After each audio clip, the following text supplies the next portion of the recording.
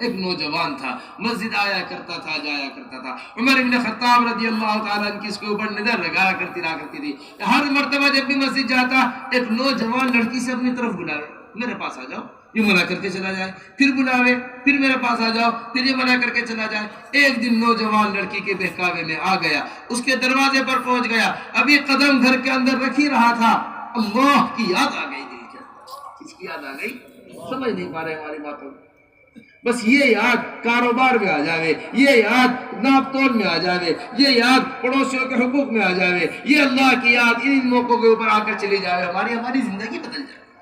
ہماری زندگی کیا ہو جائے؟ جیسے ہی خیال آیا اسی جگہ پر بے ہوش ہو کر گر گیا. وہ عورت پریشان، اپنے غلاموں سے اٹھوا کر اپنے اس کے گھر پر پہنچوایا، اسے اس کے گھر میں رہا، پورے دن بے ہوش رہا. جب بھی ہوش آتا اللہ کے ڈر کی وجہ سے کپ کپ آ جاتا، جب بھی ہوش آتا اللہ کے ڈر کی وجہ سے بے قرار ہو جاتا. اس حال میں ایک دن گزارا، اسی حال کے اندر دنیا سے رخصت ہو گیا. اسی حال کے اندر دنیا سے کیا ہو گیا؟ دنیا سے رخصت، انتقال ہو گیا. عمر رضی اللہ تعالیٰ نے پوچھا کہاں گیا وہ نوجوان، کہاں ہے وہ نوجوان جو آیا کرتا تھا؟ پورا واقعہ عمر رضی اللہ تعالیٰ نے کو سنایا. فوراً عمر رضی اللہ تعالیٰ نے اس کی قبر پر آئے، آ کر کہنے لگے کہ جو بھی اللہ سے ڈرتا ہے اللہ نے اس کے لیے دو جنتوں کا انتظام کیا ہے. وَلِمَنْ خَافَ مَقَامَ رَبِّهِ جَنَّتَانِ. جیسے عمر رضی اللہ تعالیٰ نے آیت پڑھی، قبر کے اندر سے آواز ہے، امیر المومنین اللہ نے وہ دونوں جنتیں مجھے دے دی. گناہ معاف ہوتے ہیں، تقوی سے اور کیا ہوتا ہے؟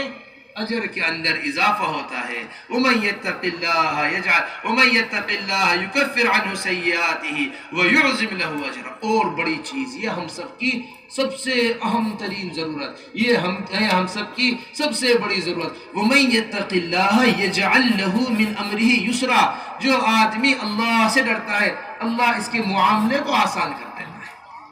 اس کی تجارت آسان، اس کا کمانا آسان، اس کا خرچ کرنا آسان، اس کا گھر بنانا آسان، اس کا بیوی بچوں کے درمیان رہنا آسان. ہر چیز آسان ہو گئی.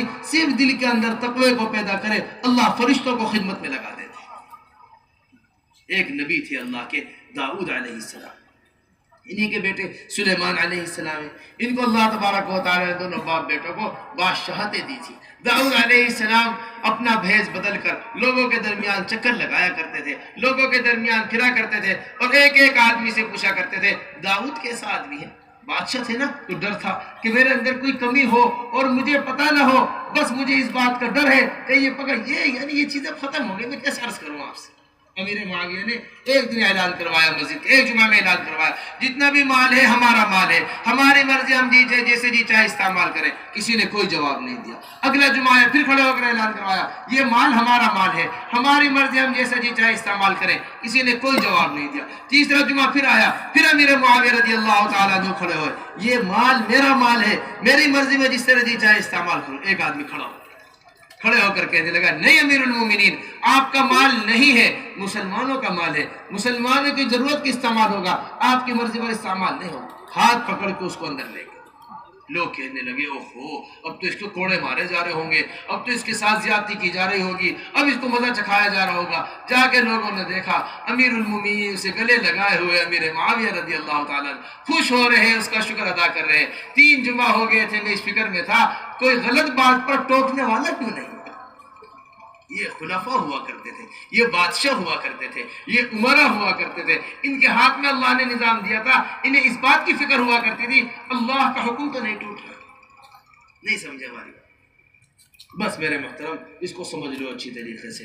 حضرت داؤد علیہ السلام رات کو نکلا کرتے، پوری رعایا میں اپنا چکر لگاتے، ہر آدمی سے پوچھتے داؤد کیسا آدمی ہے؟ جو بھی ملتا ارے داؤد بڑے زبردست آدمی ہے، داؤد تو ایسے عمدہ آدمی ہے، داؤد تو بہترین آدمی ہے، داؤد تو فلاں ہے، داؤد تو فلاں ہے. ایک دن اللہ نے راستے میں فرشتہ کھڑا کر دیا. راستے میں کسے کھڑا کر دیا؟ پہنچے فرشتے کے بعد السلام علیکم. جی وعلیکم السلام. کیسا آدمی ہے داؤد؟ آدمی تو اچھا ہے مگر ایک کمی ہے. مگر ایک کیا ہے؟ ایک کمی. کیا کمی ہے داؤد کے اندر؟ داؤد بیت المال سے وظیفہ لیتے ہیں. داؤد علیہ السلام کیا کرتے ہیں؟ یہ کمی ہے کہ مسلمانوں کے بیت المال، بس اسی جگہ کھڑے نیت کر لی کہ میں آج سے بیت المال سے وظیفہ نہیں لوں. اب گھر کیسے چلے؟ بادشاہ کا گھر، بادشاہ کی بھی تو ضرورتیں ہوتی ہیں، وہ بھی تو انسان ہے. کہاں سے کھائیں گے، کہاں سے پکائیں گے، کہاں سے ضرورتیں پوری ہوں گی؟ وہ علنا لہ الحدید، یہ اللہ نے ان کے تقوی پر ان کے لیے معاملہ آسان کہ ہم نے داؤد کے لیے لوہے کو نرم کر دیا۔ ہم نے داؤد کے لیے کس کو نرم کیا؟ اس میں بتا رہے تھے روح المعانی میں لکھا ہے، یہ ہے ایک تفسیر کے اندر لکھی ہوئی بات۔ تفسیر ابن کثیر نے اس بات کو نقل کیا ہے، تفسیر ابن کثیر نے اس بات کو نقل کیا ہے کہ ہم نے داؤد کے لیے کس کو آسان کر دیا؟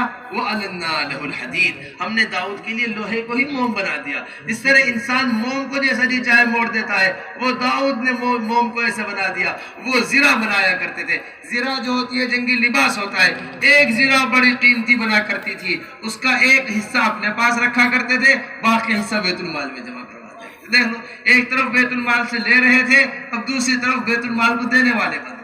کیا چیز ہے؟ وَمَن يَتَّقِ اللَّهَ يَجْعَل لَّهُ مِنْ أَمْرِهِ۔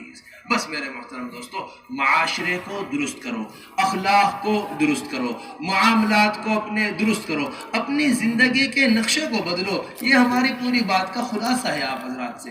3 آدمی چلے، ایک غار کے اندر رات گزارنے کے واسطے رکے، پتھر گرا، پتھر نے گر کر غار کا منہ بند کر دیا۔ تینوں غار کے لیے واقعہ بہت اہتمام سے سنا رہا، اس واسطے سنا رہا ہوں، ہمارے حضرت بار بار فرماتے ہیں اس وقت امت اسی غار میں گری ہوئی ہے، ایسے ہی پھنسی ہوئی ہے۔ جب تک اخلاق درست نہ ہوں گے، جب تک معاشرہ درست نہ ہوگا، جب تک معاملات درست نہیں ہوں گے، اس غار سے ہم باہر نہیں آ سکتے۔ ہم اس غار سے کیا نہیں آ سکتے؟ کتنی کوشش کر لیں ہم، اگر ہمارے اخلاق درست نہیں، معاملہ درست نہیں، معاشرہ درست نہیں، ہم اس غار سے کہاں نہیں آ سکتے؟ ہم اس غار سے کبھی باہر، ہم اس غار سے کبھی، کتنی ہی ہمارے پاس مال ہوگی کہ ہمارے پاس دولت۔ اب تینوں پھنس گئے غار کے اندر۔ تینوں نے کہا اے اللہ، ہم اپنا ایک عمل پیش کرتے ہیں، تو اپنے ہمارے ان عمل سے اس آنے والی مصیبت کو ہمارے اوپر سے ہٹا لے۔ سب سے پہلے ایک آدمی نے اپنا عمل پیش کیا، میرے بوڑھے والدین تھے، میں اپنے والدین کے واسطے بکریاں چرایا کرتا تھا، اپنے والدین کے واسطے بکری کا دودھ لے کر آیا کرتا تھا۔ جب تک میرے والدین دودھ نہ پی لے اس وقت تک میں اپنے بچوں کو دودھ نہیں پلایا کرتا تھا۔ ایک دن مجھے بکری چرا کے آنے میں دیر ہو گئی، میں جو پہنچا تو دیکھا کہ والدین سو چکے ہیں۔ ساری رات دودھ کا پیالہ لیے اپنے والد صاحب کے سرانے کھڑا رہا۔ ابا جی کی آنکھ کھلے گی، ابا دودھ پیئیں گے، جب ابا دودھ پیئیں گے پھر بچوں کو دودھ ملے گا۔ میرے بچے روتے رہے، میں نے کسی بچے کو دودھ نہیں پلایا۔ اے اللہ، یہ عمل میں نے اگر تیرے واسطے کیا ہو، اس چٹان کو ہٹا۔ نہیں سمجھ رہے ہماری بات؟ ہمیں نہیں پتا ہمارے باپ کا کیا حق ہے ہمارے اوپر، ہمیں نہیں پتا ہماری ماں کا کیا حق ہے ہمارے اوپر۔ وَلَا تَقُلْ لَهُمَا أُفٍّ وَلَا تَنْهَرْهُمَا وَقُلْ لَهُمَا قَوْلًا كَرِيمًا وَاخْفِضْ لَهُمَا جَنَاحَ الذُّلِّ۔ یہ پڑھایا جا رہا ہے قرآن کا، کیا بتایا جا رہا؟ وَلَا تَقُلْ لَهُمَا۔ تفسیر مظہری نے اس سے عمدہ بات نقل کی اُفٍّ لَهُمَا پہ، یہ کہا ہے تفسیر مظہری نے کہ وَلَا تَقُلْ لَهُمَا اُف۔ اگر قرآن میں لفظ اف سے ہلکا کوئی حرف ہوتا تو اللہ والدین کے لیے یہاں اسی کو استعمال کرتا۔ اس سے اچھا ہلکا لفظ لغت میں کوئی ملتا نہیں۔ یہ تمہیں ڈانٹے، یہ تمہیں مارے، یہ تمہیں برا بھلا کہے، یہ تمہیں گھر سے نکال دے، جو کچھ بھی کرے تم پلٹ کر اف تک مت کرو، اف تک مت کرو۔ کیا نہ کرو؟ اف نہ کرو۔ اب تو ایک جانوروں کی سی زندگی ہے، جس طرح جانوروں کو والدین کا پتہ نہیں، اسی طرح انسانوں کو والدین کا پتہ نہیں۔ کیا باپ کا حق ہے، کیا ماں کا حق ہے؟ جبرائیل علیہ السلام بد دعا کر رہے، حضور اکرم صلی اللہ علیہ وسلم بد دعا پر آمین کہہ رہے۔ کوئی معمولی بد دعا ہے؟ ممبر کے اوپر پیر رکھا، پوچھا آمین کس بات پر یا رسول اللہ آپ نے آمین کہا؟ فرمایا حضور جبرائیل آئے تھے، بد دعا دے رہے تھے۔ کیا بد دعا دے رہے تھے؟ کہ ایک آدمی اپنے والدین کا بڑھاپا پائے اور خدمت کے ذریعے جنت حاصل نہ کر سکے، ہلاک ہو گیا ایسا آدمی۔ ایسا آدمی کیا ہو گیا؟ اپنے والدین کا کیا پایا؟ بڑھاپا پایا، اور خدمت کے ذریعے کیا حاصل نہ کر سکا؟ اپنی والدین کی خدمت کے ذریعے جنت کو حاصل نہ کر سکا، ایسا آدمی تو ہلاک ہی ہو۔ ہم خود سوچے کتنی خدمت والدین کی کریں۔ روزانہ اپنے والدین کے پیر دبایا کرو، روزانہ اپنے والد کے سر میں تیل لگایا کرو، روزانہ ان کی مالش کیا کرو، جتنی ہو سکے خدمت کیا کرو، جتنی ہو سکے۔ آنکھوں دیکھا حال آپ کو بتا رہے ہیں، آنکھوں دیکھا جس باپ نے، جس بچے نے اپنے باپ کی قدر نہیں کی، خدا کی قسم کبھی اس کی اولاد نے اس کی قدر نہیں کی۔ یہ اپنی قدر کروانا ہے، اپنے باپ کی قدر کرنا۔ سمجھو ہماری بات۔ حضور اکرم صلی اللہ علیہ وسلم کے بعد ایک صحابی آئے، آ کر کہنے لگے یا رسول اللہ دنیا میں کس پر احسان کروں؟ کہا اپنی ماں پر احسان کرو۔ یا رسول اللہ اس کے بعد کس پر احسان کروں؟ پھر بھی اپنی ماں پر احسان کرو۔ یا رسول اللہ اس کے بعد کس پر احسان کروں؟ پھر بھی اپنی ماں پر احسان کرو۔ یا رسول اللہ اس کے بعد کس پر احسان کروں؟ چوتھے نمبر پر باپ کا درجہ آتا ہے، جس کو ہم بتا رہے ہیں۔ اس سے 3 درجہ اونچا کس کا درجہ ہے؟ ماں کا درجہ۔ عجیب شارحین حدیث نے بات لکھی ہے، انہوں نے لکھا ہے کہ 3 تکلیفیں ماں ایسی اٹھاتی ہے، ان 3 تکلیفوں میں سے ایک تکلیف بھی باپ نہیں اٹھاتا۔ ان 3 تکلیفوں میں سے ایک تکلیف بھی کون نہیں اٹھاتا؟ باپ نہیں اٹھاتا۔ سب سے پہلی تکلیف ماں اٹھاتی ہے، بچے کو 9 مہینے تک پیٹ کے اندر رکھتی ہے، بچے کے حمل کا وزن ماں اٹھاتی ہے، بچے کو لے کر پھرتی ہے، ساری ضرورتیں پوری کرتی ہے، ساری ضرورتیں۔ میں کیا کہوں تمہارے سے، 1 مہینہ گزار لو، کوئی 1 کلو پتھر پیٹ پہ باندھ کے گزار نہیں سکتے، 9 مہینے ماں گزارتی ہے، 9 مہینے۔ یہ حمل کا وزن بچے کا برداشت کرتی ہے۔ دوسری چیز برداشت کرتی ہے، ولادت کا وزن تکلیف برداشت کرتی ہے۔ جو درد کی لہریں اٹھتی ہے، صحابی آئے یا رسول اللہ ایسی زمین چٹیل میدان تھا، اگر گوشت کا ٹکڑا ڈال دیا جاتا تو گوشت اس کو اوپر پک کر تیار ہو جاتا، اس چٹیل میدان پر 9 میل میں اپنی ماں کو لے کر چلا ہوں، کیا میں نے ماں کا حق ادا کر دیا؟ فرمایا پیدائش کے وقت جو درد کی لہریں اس کے اٹھ رہی تھی، ایک لہر کا بھی حق ادا نہیں ہوا۔ ساری ماں کا حق تو کیا ادا ہوگا؟ ماں کا حق تو سارا کیا ادا ہوگا؟ تیسرا جو ماں تکلیف اٹھاتی ہے وہ دودھ کے پلانے کی تکلیف اٹھاتی ہے۔ یہ سارے حقوق ہیں ماں کے۔ میرے محترم دوستو، اپنے والدین کے حق کو پہچانو، اپنے والدین کے مقام کو پہچانو، بس ان کی خدمت سب سے آسان راستہ ہے جنت۔ امام شافعی کے بارے میں آتا ہے، پیر دبا رہے اپنی والدہ کے، پیر دباتے دباتے بے اختیار ہو گئے، بے اختیار ہو کر پیروں کو چومنا شروع کر دیا۔ ماں پوچھنے لگی بیٹا کیا کر رہے؟ ماں اپنی جنت کو چوم رہا ہوں۔ ماں کس کو چوم رہا؟ حضرت امام ابو حنیفہ کے بارے میں بڑے مزے کا واقعہ لکھا ہے امام ابو حنیفہ کی والدہ کا یہ حال تھا، کہتی تھی چلو جی امام، اے ابو حنیفہ چلے نعمان چل مجھے لے کر مسئلہ پوچھنا ہے قاضی کے پاس سے۔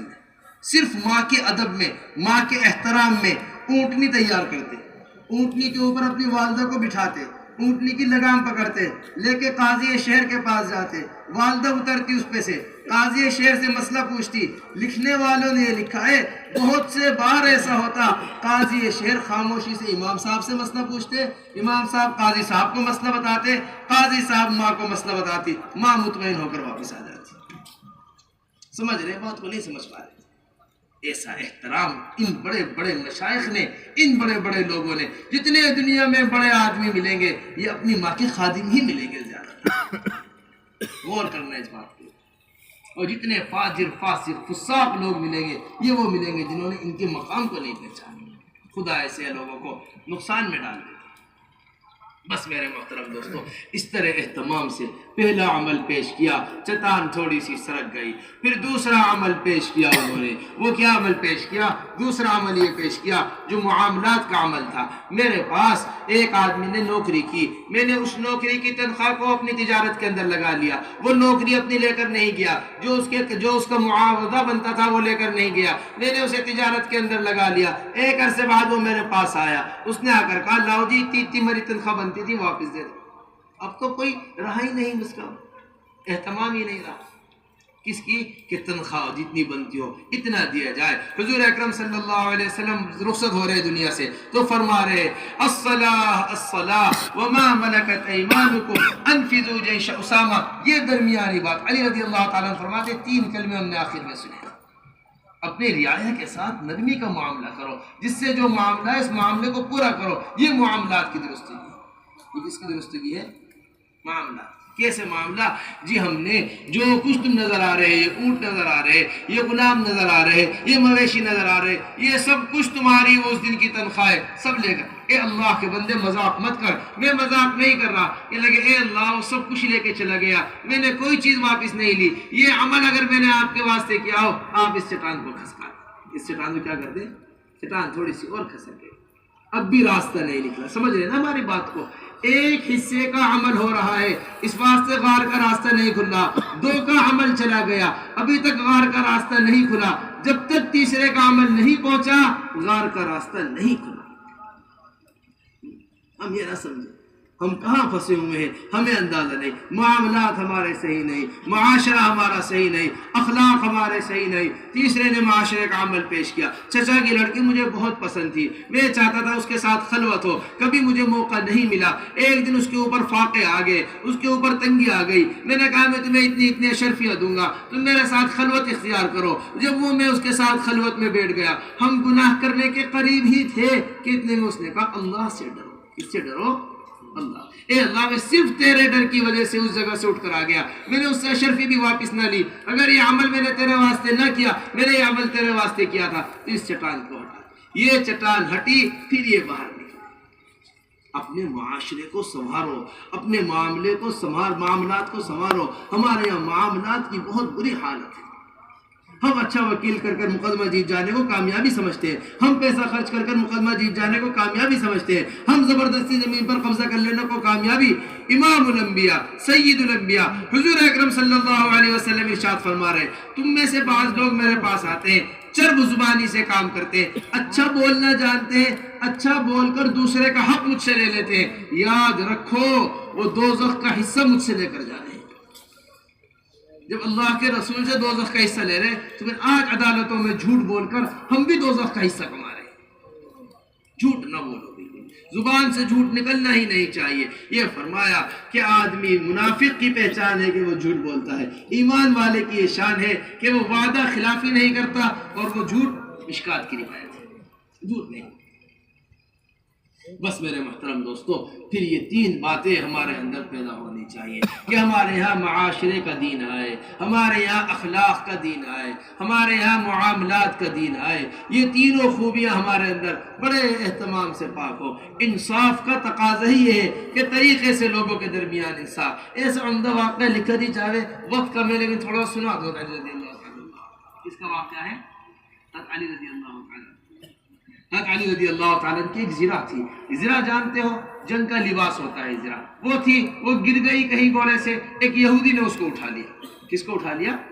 علی رضی اللہ تعالیٰ کی زرہ کو اٹھا لیا. علی رضی اللہ تعالیٰ نے یہودی کے پاس اپنی زرہ دیکھی, کہا یہ زرہ تو ہماری زرہ ہے. کہ جی نہیں, یہ زرہ تو میری زرہ ہے. علی رضی اللہ تعالیٰ کے میری, یہودی کے میرا. چلو عدالت چلے. عدالت پہنچے علی رضی اللہ تعالیٰ. عدالت میں قاضی شریح بیٹھے ہوئے عدالت کے اندر. علی رضی اللہ تعالیٰ کے متعین کردہ قاضی جیسے ہی علی رضی اللہ تعالیٰ کو عدالت میں بیٹھا آتا ہوا دیکھا, جس کرسی پر بیٹھے ہوئے تھے اس کرسی سے اتر کے نیچے بیٹھے. نیچے سارا منظر یہودی دیکھا. عدالت ان کی, خلافت ان کی, دارالحکومت ان کی, مسلمان انہی کے ہاتھ میں, فوجیں ان کی, ہتھیار ان, ساری چیزیں انہی کی ہے. اور اندر خانہ جانتا ہے کہ زرہ بھی نہیں کی. کیا جانتا ہے؟ کہ زرہ بھی کس کی ہے. میں ہر طرح سے باطل پہ ہوں, اسے سب معلوم. آ کر دیکھا منظر کہ علی رضی اللہ تعالیٰ عنہ کرسی پر بیٹھے ہوئے, جج صاحب جو ہے وہ نیچے مجرم کے برابر میں بیٹھے ہوئے. پوچھا علی رضی اللہ تعالیٰ سے, امیر المومنین کیسے تشریف لائے؟ بھائی اس کے پاس ہماری زرہ ہے, آپ فیصلہ کر کے ہماری زرہ میں دلوائیے واپس. امیر صاحب زرہ اس کے پاس ہے, گواہ آپ کے پاس ہونے چاہیے. کون ہے گواہ اس زرہ کا؟ کہہ رہے میرے دونوں بیٹے جنت کے جوانوں کے سردار ہیں, ایک زرہ پر جھوٹ بولیں گے بھلا؟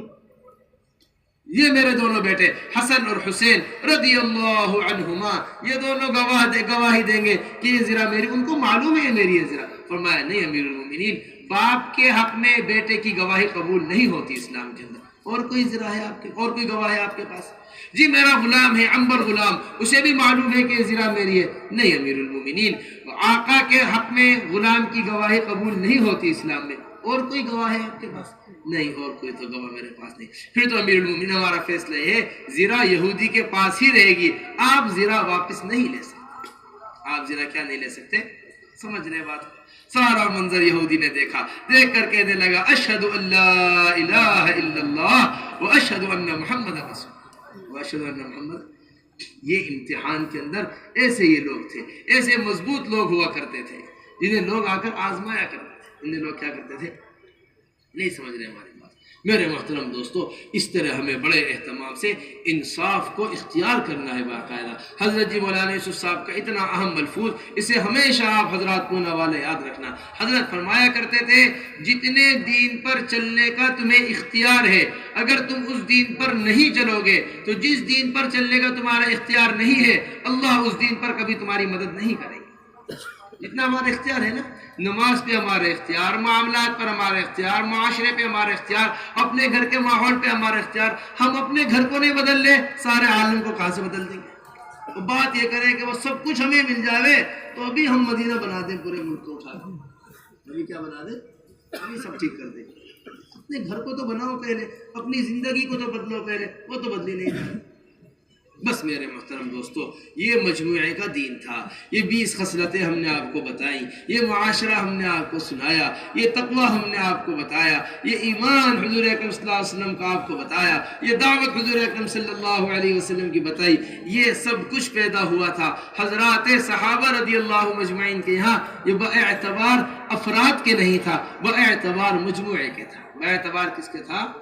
ان اصحابی کالنجوم، میرے صحابہ ستاروں کی طرح ہے، کسی ایک کی بھی اتباع کر لو تم منزل کو پہنچ جاؤ گے۔ یہ حضور اکرم صلی اللہ علیہ وسلم اپنے صحابہ رضی اللہ مجمعین کے بارے میں ارشاد فرما رہے ہیں، یہ حضور اکرم صلی اللہ علیہ وسلم اپنے صحابہ رضی اللہ مجمعین کے بارے میں بتا رہے ہیں، کسی ایک کی بھی اتباع کرو منزل کو پہنچ جاؤ گے۔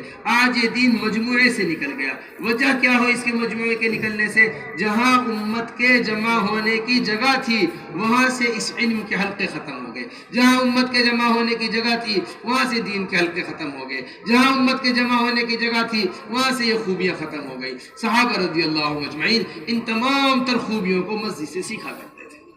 کہاں سے سیکھا کرتے تھے؟ مسجد سے سیکھا کرتے تھے۔ ایمانیات مسجد کے اندر بن رہے تھے، عبادات مسجد کے اندر بن رہی تھی، اخلاق مسجد کے اندر بن رہے تھے، معاملات مسجد کے اندر درست ہو رہے تھے، تقوی طہارت مسجد کے اندر پیدا ہو رہی تھی۔ یہ زندگی جو تبدیل ہو رہی تھی یہ مسجد کے اندر اس طرح تبدیل ہو رہی تھی۔ سب سے پہلی چیز ایمان حضرات صحابہ رضی اللہ مجمعین مسجد سے بنایا کرتے تھے، ایمان کے حلقے مسجد کے اندر لگا کرتے تھے، ایک ایک ایمان والے کے پاس جا کر اسے مسجد کے اندر اٹھا کر لایا کرتے تھے۔ اجلس بنا نؤمن ساعتن، تعالوا بنا نؤمن ساعتن، قم بنا نؤمن ساعتن، آؤ اپنے رب پر تھوڑی دیر ایمان لے کر آئے۔ یہ ایمان کے حلقے مسجد کے اندر لگ رہے، عبادات مسجد سے ٹھیک کی جا رہی۔ حضور اکرم صلی اللہ علیہ وسلم آنے والوں کی نماز کو سیکھ دکھا رہے، نماز ٹھیک کرا رہے، آنے والوں کی نمازیں حضور اکرم صلی اللہ علیہ وسلم مسجد کے اندر ٹھیک کرا رہے۔ ایک ایک صحابی کی، ایک ایک آدمی کی نماز مسجد میں ٹھیک ہو رہی۔ یہ معمول حضرات صحابہ رضی اللہ مجمعین کا تھا۔ حضرت حذیفہ رضی اللہ تعالیٰ عنہ مسجد کے اندر نماز پڑھتے ہوا دیکھ رہے دمشق کی مسجد میں ایک آدمی کو، پوچھ رہے کب سے نماز پڑھ رہے ہو ایسے؟ جی 40 سال ہو گئے ایسے نماز پڑھتے پڑھتے۔ اس کو نماز میں تنبیہ کرنے کے واسطے فرما رہے ہیں اگر تم اس نماز پر اٹھائے، اس نماز پر مر گئے تو حضور اکرم صلی اللہ علیہ وسلم کے دین پر نہیں اٹھائے جاؤ گے۔ کہاں نہیں اٹھائے جاؤ گے؟ حضور اکرم صلی اللہ علیہ وسلم کے دین پر نہیں اٹھائے جاؤ گے۔ یہ اس نماز کو، ایسے نماز کو سکھا رہے۔ تعلیم کے حلقے مسجد کے اندر لگ رہے، علم کے حلقے مسجد کے اندر لگ رہے، سیکھنے سکھانے کے حلقے مسجد کے اندر لگ رہے۔ بس سب سے پہلے جو علاقے کے اندر تبدیلی آئے گی، ماحول کے اندر تبدیلی آئے گی، وہ تبدیلی آئے گی مسجد کو مسجد نبوی کے طرز پر آباد کرنے سے۔ حضرت جی مولانا یوسف صاحب رحمۃ اللہ علیہ فرمایا کرتے تھے تم مسجد کو مسجد نبوی کے طرز پر آباد کر دو، اس سے علاقے کے اندر 3 تبدیلی آئیں گی۔ اس کے علاقے کے اندر کیا آئیں گی؟ 3 تبدیلی۔ سب سے پہلی تبدیلی جو علاقے کے اندر آئے گی، انفرادی زندگی۔ دیکھو ہماری بات کو بہت سمجھنے کی کوشش کرنا، بہت اہتمام سے سنو۔ سب سے پہلی زندگی کیا بدلے گی؟ ابھی ہماری انفرادی زندگیاں نہیں بدل رہی، ہماری انفرادی زندگیوں کے اندر گناہ ہے، ہماری انفرادی زندگیوں کے اندر نافرمانیاں ہیں، ہماری انفرادی زندگیوں کے اندر برائیاں ہیں۔ سب سے پہلے انفرادی زندگی بدلے گی، دوسری زندگی بدلے گی، گھروں کا ماحول بدلے گا، تیسری زندگی بدلے گی، پورا مدینہ ایسے بن جائے گا جیسے حضور اکرم صلی اللہ علیہ وسلم کا شہر مدینہ تھا۔ لیکن عمل سب سے پہلے مسجد کو بدلنا، سب سے پہلے کیا بدلنا ہوگا؟